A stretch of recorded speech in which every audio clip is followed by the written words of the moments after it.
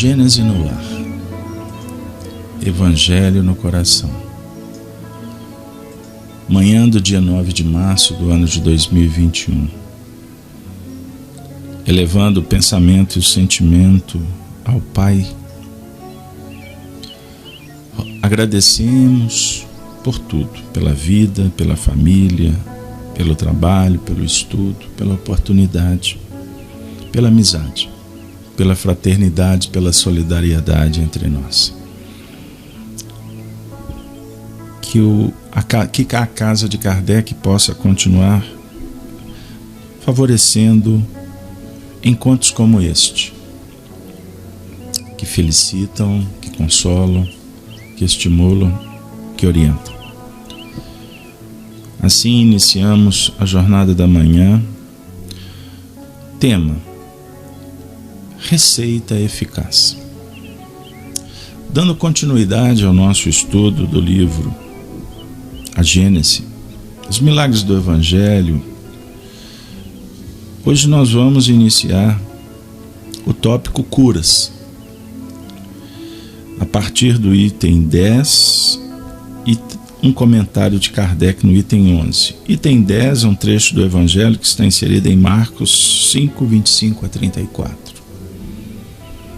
Vamos viajar aos tempos de Jesus nesse momento para que Ele esteja conosco. Ainda uma vez. Então uma mulher doente por hemorragia há 12 anos, que muito tinha sofrido na mão de vários médicos e que, tendo gasto todos os seus bens, não havia recebido nenhum alívio, mas seu estado estava cada vez pior. Tendo ouvido falar de Jesus e vindo entre a multidão atrás dele, trocou as suas vestes, pois ela disse: se eu puder somente tocar suas vestes, estarei curada. No mesmo instante, a causa da perda de sangue foi estancada. E ela sentiu em seu corpo que estava curada dessa doença. Logo Jesus, conhecendo em si próprio a virtude que emanara dele, voltou-se para o meio da turba e disse: quem foi que tocou em minhas vestes? Seus discípulos lhe disseram: vede que a multidão vos aperta de todos os lados, e vós indagais quem vos tocou? E ele olhava tudo em sua volta para ver quem lhe houvera tocado. Mas essa mulher, que sabia o que estava se passando, tomada de medo e de pavor, veio lançar-se a seus pés e lhe declarou toda a verdade. E Jesus lhe disse: minha filha, vossa fé vos salvou. Ide em paz e estejais curada de vossa doença. Cena extraordinária. Imaginemos aquele séquito procurando Jesus em busca de atendimento, cura, consolo. E essa mulher, vivendo um período de 12 anos, sofrendo com fluxo de sangue. Imaginem os médicos da época, tecnologia avançada de 2000 anos atrás. O desespero, a falta de recurso. E Jesus prontamente caminhando, seguindo na direção de um mundo melhor. E as pessoas se aproximando para ir com ele. Isso acontece de novo. Ele vem para nós em espírito e verdade, e agora, com tantos recursos, com tanto progresso intelectual, tecnológico, garantias do conforto, do bem-estar, as nossas necessidades continuam muito parecidas, sob o ponto de vista íntimo, moral, espiritual. Pois a nossa trajetória, de uma certa forma, nós fomos nos desconectando com os princípios e virtudes necessárias para uma vida qualificada. Saúde, espiritualidade. E ele torna a vir.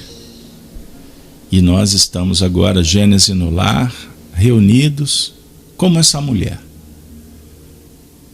Um fluxo de sangue de 12 anos. Um ciclo. Muitos ciclos. De repetição, de queda, de ascensão. Mas ele sempre pronto para atender. Estas palavras aborda Kardec para abrir um ângulo. Conhecendo em si próprio a virtude que dele havia saído, são significativas. Elas exprimem o movimento fluídico que se operou de Jesus para a mulher doente. Ambos experimentaram a ação que se produziu. É marcante que o efeito não tenha sido provocado por nenhum ato da vontade de Jesus. Não houve nem magnetização, nem imposição de mãos. A irradiação fluídica normal foi suficiente para operar a cura. Mas por que a irradiação foi dirigida sobre a mulher? Ou essa mulher? De preferência em relação aos outros. Já que Jesus não pensava nela e que se achava envolvido pela multidão? A razão é bem simples. O fluido considerado matéria terapêutica deve alcançar a desordem orgânica para repará-la. Pode ser dirigido sobre o mal pela vontade do curador ou atraído pelo desejo ardente, a confiança. Em uma palavra, a fé do doente. Em relação à corrente fluídica, o curador atua como uma bomba compressora e o doente como uma bomba aspirante. Por vezes, a simultaneidade dos dois efeitos é necessária. De outras vezes, um só é suficiente. Foi o segundo caso que ocorreu na circunstância em questão. Jesus tinha, pois, razão em dizer: vossa fé vos salvou. Entende-se aqui que a fé não é a virtude mística, tal como certas pessoas a entendem, mas uma verdadeira força atrativa. Ao passo que aquele que não a tenha opõe a corrente fluídica uma força repulsiva, ou pelo menos uma força de inércia que paralisa a ação. Compreende-se, depois disso, que dois enfermos atingidos pelo mesmo mal em presença de um curador, um pode ser curado e o outro não. Esse é um dos princípios mais importantes da mediunidade curadora e que explica, por uma causa muito natural, certas anomalias aparentes. Allan Kardec, orientado pelos benfeitores, sob a tutela de Jesus, vem dialogar num período muito oportuno, propondo a espiritualidade, a aliança entre ciência e a religião.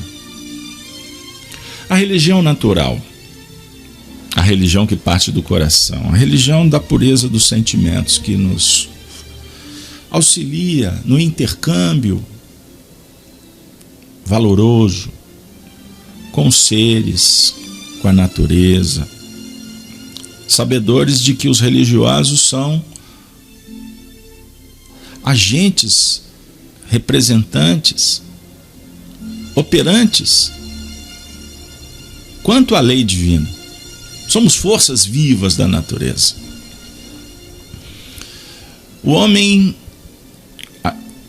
gera a imperfeição quando se vincula ao mal. A imperfeição traz por consequência anomalias, rupturas, desarmonias.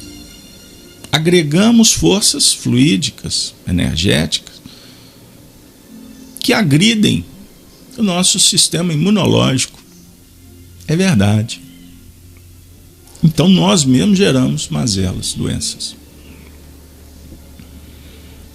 Com o Espiritismo aprendemos que cabe a boa vontade, a fé atuante,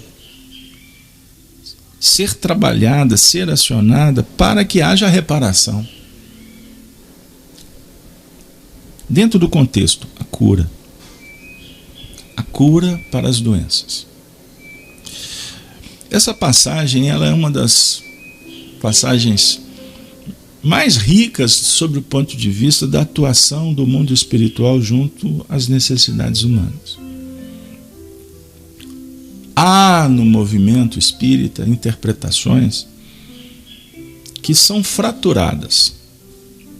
Como?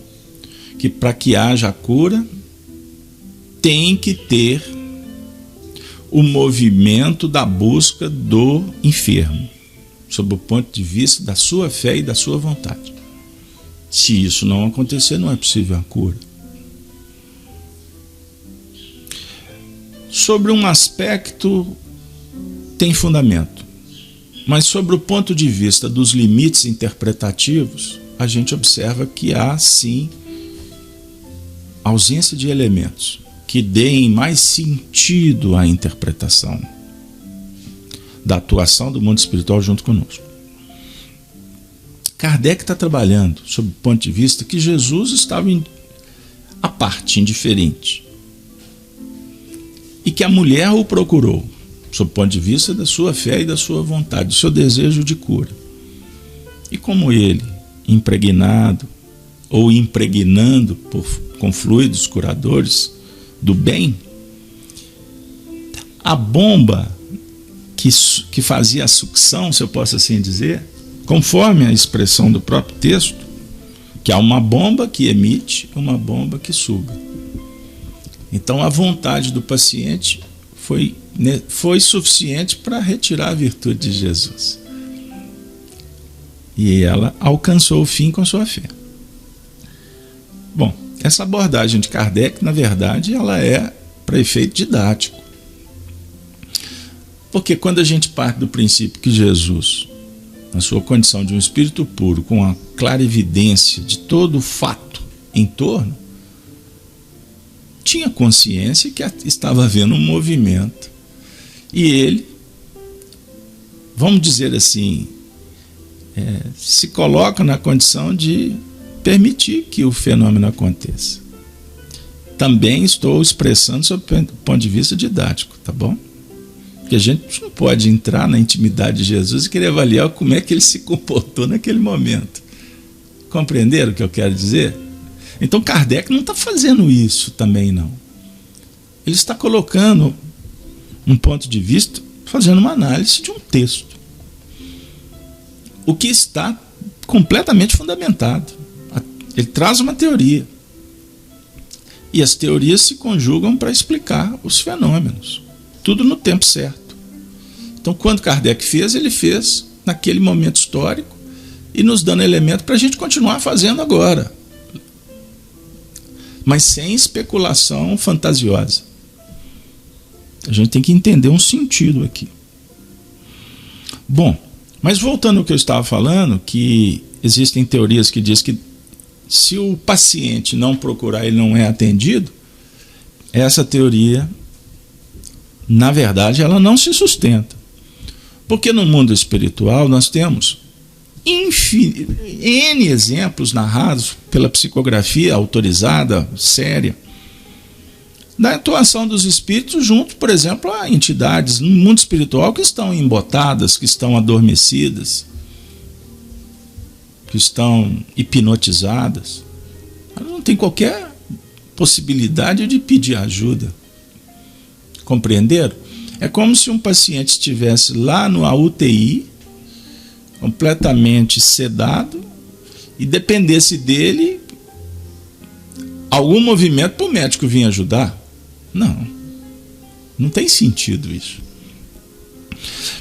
Mas essa teoria, ela fala sobre um outro ponto de vista importante, sobre a fé, a busca, a vontade do paciente, do necessitado. Aí já está em outro patamar. Já está, vamos dizer assim, em outro estágio da terapêutica. Então, em nível histórico, fundamentado na atuação de Jesus e nos procedimentos que foram exemplificados pós ele, podemos citar um clássico da tradição cristã. Quando Pedro e João entram no templo, isso está no livro Atos dos Apóstolos. Um pedinte, um coxo, pede uma moeda. Eles passam, Pedro para, volta e diz: o que pedes não tenho, mas dou o que tenho. Levanta-te e anda. Então aqui uma troca, um pedido justo. O indivíduo precisava da moeda e ele não tinha qualquer perspectiva de cura, a ciência não favorecia.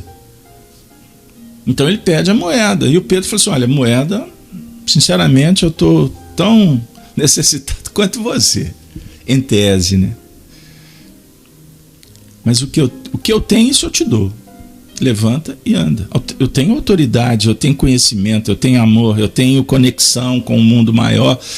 Eu sou representante do Cristo. Levanta e anda. E ele levantou e foi curado. Lógico que quando ele fala levanta, ele está acionando a vontade do paciente. E o paciente, então tá, eu vou. E foi, e deu certo. Então há vontades que se intercambiam. Mas não há nada de místico nisso. Não há nada de sobrenatural. Há desconhecimento ou conhecimento do fato, do fenômeno.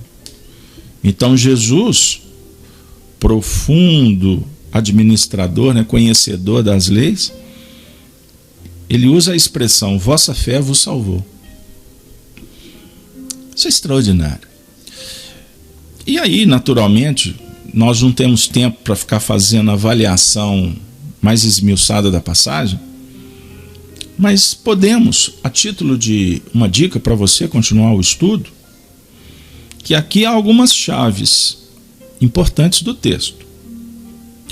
12 anos, ciclo de sangue, 12 anos de um processo de expiação e prova, e conclusão do fato ao nível da reparação. Então foram 12 anos trabalhando em cima de uma imperfeição.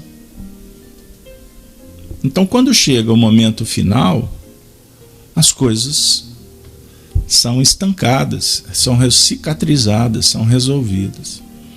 É assim sobre o ponto de vista moral e espiritual. Quando a repercussão é na doença física, né, no corpo físico, naturalmente a gente vai dialogar sobre o ponto de vista também do tempo, da necessidade, da busca para o recurso e o recurso chegar na hora certa, de acordo com o merecimento na hora certa. Então a gente pode avaliar isso do ponto de vista individual e coletivo. Um exemplo: quando alguém fica enfermo, a humanidade também. Em família, um doente, todos também. Um cão danado, todos a ele. Lembra dessa expressão popular? Um cão danado, todos a ele. Então é uma questão complexa. O indivíduo, quando enferma, ele faz parte de um processo coletivo e interior, íntimo. Ele está sendo chamado para a administração dentro desse contexto das reparações necessárias do caminho. A fé é fundamental para a cura e também para a profilaxia. Gênese no Lar dialoga com as curas necessárias para a alma. Jesus fala para a mulher: minha filha, vossa fé vos salvou. Ide em paz. Fechou o ciclo, entre em outro, mas em paz. E estejais curadas de vossa doença. Não repita. Não reconecta com o que gerou essa doença. Vá em paz. Mantenha-te a paz. A minha paz vos dou, não vou lá dou como o mundo a dá. A minha paz vos dou. A minha paz do Cristo é a paz do comprometimento real com o sentido da vida. Isso é fundamental. Então não descreia dos valores humanos, dos objetivos da vida. Não perca esse foco jamais. Por mais que vivemos um tempo em que esses princípios, esses valores são sucateados face à ignorância e à superficialidade da humanidade, focada, voltada para os interesses imediatistas, o que naturalmente gera um desconforto, um descrédito sobre espírito, espiritualidade, religiosidade, filosofia. Sugere que a vida está circunscrita a berço e túmulo. Não descreias dos valores humanos. Não esqueça que a humanidade está evoluindo e que vamos atingir as metas. Para isso é necessário focar a luz. Observe as virtudes. Quando você tiver dúvida no caminho, faça uma influência negativa e isso te contaminar, aperta um botão de pausa e conecta com a arte, com a música, com um livro nobre, um papo que te faça bem sobre o ponto de vista de valores e virtudes, para depois você ligar o aparelho de novo, desde que nós tenhamos responsabilidades e compromissos, trabalhos para ser realizado num campo minado. Eu costumo dizer o seguinte: se você está ainda fragilizado emocionalmente e psicologicamente, ocupa-te com o bem. Saia dessa sintonia.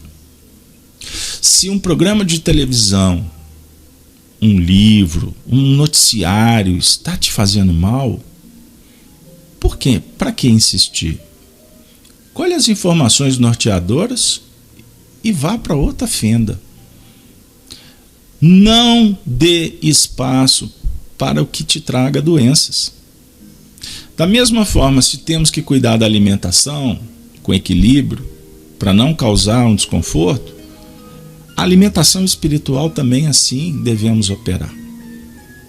Pois a nossa mente reflete o tempo todo tudo que chega para a gente, que também estará na dinâmica do que a gente oferece para a vida. Então, se estamos acossados, surpreendidos, se estamos sendo constrangidos por forças externas que encontram ressonâncias no âmbito interno, Repito, busque a oração, busque a sintonia com o bem, utilize de todos os recursos que a ciência te oferece para você se sintonizar com as coisas boas da vida. Platão deixou uma teoria muito especial. Cultive o ídolo, o mito da sua preferência, que auxilie na construção do seu caráter. Procure sintonia com os exemplos estoicos, heróicos. A idolatria em determinadas faixas de evolução, ela é importante. Nós espíritas estamos nos desvinculando dela.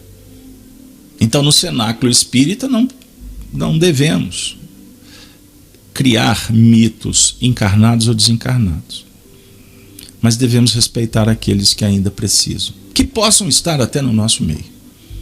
Então, o nosso movimento não pode ser revolucionário, destruidor, como as ideologias do mundo insistem em destruir o belo, o bem, o bom. Em todos os territórios da sociedade nos deparamos com essa hipocrisia e com essa derrocada que a besta do símbolo do Antigo Testamento, do Apocalipse, sugere. Quanto pior, melhor. Não nos vinculemos nisso. O vínculo é com Jesus, que é a nossa referência. Os bons espíritos, que são aqueles que nos fazem recordar dele. Então, espíritos que vão estar falando da nobreza, do equilíbrio, da saúde. Espíritos que encantam, que adocicam, e não aqueles que enfervescem, aqueles que impulsionam a destruição, o furor. Isso não é espírito superior. Uma causa não pode ser bendita se assim ela se expressar. Ela tem que sugerir sempre, sempre, sempre a vivência do Evangelho. Gênese no lar, minhas amigas e meus amigos, tem sido para nós um indicador como uma receita eficiente. Vamos trazer agora para o nosso espaço virtual uma alma muito querida, André Luiz, que através da mediunidade de Francisco Cândido Xavier está registrado no livro Busca e Acharás, lição 64. Traz uma receita. E como receita é bom, receita de bolo, receita culinária, mas receita medicamentosa também é muito importante. Então, se tivermos que recorrer às receitas, não tenhamos vergonha e nem precisa de esconder que tu está fazendo. Isso é humildade. E precisamos também aprender a escolher a fonte que vai receitar. Porque até no ambiente dito científico existem receitas questionáveis. Mas a receita, no seu sentido essencial, sempre será boa se ela discutir com o bem, com a justiça, com o amor. E André Luiz sempre prodigaliza dicas assim muito oportunas, como a de hoje. Porque essa receita que ele apresenta é para que a gente trabalhe em cima, para jamais perder o foco, a finalidade da vida, que é sermos humanidade evoluída, com saúde, com ciência, com fraternidade, com solidariedade, com empatia, com tolerância, com todos esses mecanismos que são virtuosos. O nosso dia começa com André Luiz dizendo: agradecer a Deus os benefícios da vida e valorizar os recursos do próprio corpo. Trabalhar e servir além do próprio dever. quanto lhe seja possível. Observar ainda mesmo por instantes a beleza da paisagem que lhe emoldura a presença. Nada a reclamar. Comentar unicamente os assuntos edificantes. Refletir nas qualidades nobres de alguma pessoa com a qual os seus sentimentos ainda não se afinem. Falar sem azedume e sem agressividade na voz. Ler algum trecho construtivo. Praticar, pelo menos, uma boa ação, sem contar isso a pessoa alguma. Cultivar tolerância para com a liberdade dos outros, sem atrapalhar a ninguém. Atendamos, amigas, amigos, atendamos diariamente a semelhante receita de atitude. E em breve tempo realizaremos a conquista da paz. Que o nosso dia, como um ciclo que se abre, possamos tratar as circunstâncias que a vida nos sugere como benditas. Há uma filosofia antiga que diz: ame, reconheça e valorize a vida e tudo que ela te dá. E depois, reconheças o que tens a dar para a vida. A vida sempre cumpre o seu papel. E nós nem sempre realizamos o que nos compete. No Evangelho segundo o Espiritismo, temos uma equação extraordinária: obediência e resignação. Obediência é o consentimento da razão. Resignação é o consentimento do coração. Temos que consentir, temos que reconhecer. Mas essa mensagem não diz para que você seja passivo. Aliás, ela diz que a resignação e a obediência é uma ação produtiva e eficiente. Obedientes e resignados, temos que sair para o campo para dar à vida o que compete a cada um oferecer. É uma sabedoria dos antigos, que talvez, com excesso de tecnologia, de ciência e de conforto, a humanidade possa estar trabalhando nos modismos e superficialidades. Em meio à pandemia, é muito comum escutar por aí: agora os homens estão sendo chamados a ser solidários. Cuidado, que isso pode ser apenas mais uma das frases que ilustram o modismo. Depois que acabar a pandemia, pode vir outros modismos. Voltemos a olhar para o próprio umbigo. Aí vai a manada, a massa, o povo, a matilha, todo mundo a fazer cópia-cola. Observemos os fenômenos e voltemos os olhos para nós mesmos, para que você não pense como a massa, mas que nós respeitemos os fenômenos midiáticos, modistas, que a gente possa respeitar os fenômenos do nosso momento histórico. Mas o cristão não concorda com o que nos convoca para manter ao primitivismo predatório das selvas,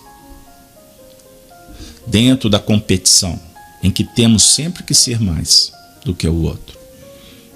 Não, o cristão é aquele chamado para amar, respeitar, mas ser justo e verdadeiro consigo mesmo. Assim, nós vamos dar passos seguros na direção do que nos compete chegar. O objetivo da vida, não perca jamais esse princípio que precisa ser muito clarificado e repetido todos os dias, em todos os momentos da nossa trajetória evolucional, para que a gente não esqueça. Porque também estamos vivendo um problema de memória. Estamos com dificuldade, em determinados momentos, de recordar quais são as nossas grandes responsabilidades no caminho. Gênese no lar. Evangelho da receita. Mas o evangelho da realização. O evangelho da ação, da motivação, o evangelho da resignação, da transformação. O evangelho da saudação ao Cristo. Ave Cristo, Ave Cristo, Ave Cristo sempre. Muito obrigado, Senhor, por mais um dia, que ele seja redentor e pleno de amor.